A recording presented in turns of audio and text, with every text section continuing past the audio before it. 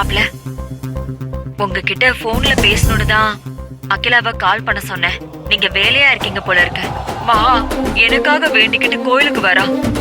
நீங்களும் கோவிலுக்கு வந்துருங்கன்னு போன் பண்ணி சொன்னீங்களே மாப்ள. அது மகா, என்ன ஒரு நடிப்பு! கோவில்ல அம்மாவை பார்த்ததும் இது உங்க வேலையா இருக்கும்னு எனக்கு தோணவே இல்ல. எப்படி வந்திருப்பாங்கன்னு கேட்டதுக்கு யதார்த்தமா வந்திருப்பாங்கன்னு சொல்றீங்க. எனக்கு இப்ப தெரியுது எல்லாம் இந்த துறையோட வேலைன்னு. நல்லா வலிக்கட்டும். இந்த மாதிரி என்கிட்ட போய் சொல்றதை எப்ப நிறுத்த போறீங்க?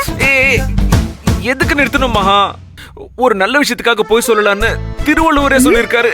இதுக்கு அவர் வேற சாட்சி கேக்குறீங்களா? நல்ல விஷயம்னு சொல்லிட்டு இது போல இன்னும் எத்தனை போய் சொல்லி வச்சிருக்கீங்க?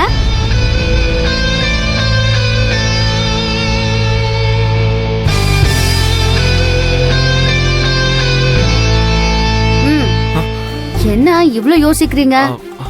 அப்ப இன்னும் நிறைய இருக்கா? சேச்சே, இந்த ஒரு போய் தான் மகா. அதுவும் என் மகாவுக்காக தான்.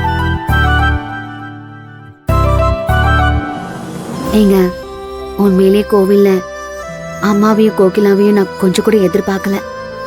முதல்ல அம்மாவை கையில கட்டோட பார்த்ததும் நான் மனசுக்குள்ள உடைஞ்சிட்டேன். நல்ல வேளை என் கூட அத்தையும் அண்ணியும் வந்தாங்க. இல்லனா என்ன ஆயிருக்கும்?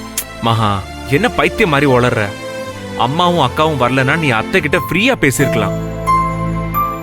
விரல அடிபட்டதை பத்தி கூட விசாரிச்சிருக்கலாம். அவங்க கூட வந்ததுனால தான் எல்லாம் கெட்டு போச்சு. ஆனா நான் அத்தைக்கு கொடுத்த வாக்க மீறி இருப்பனே.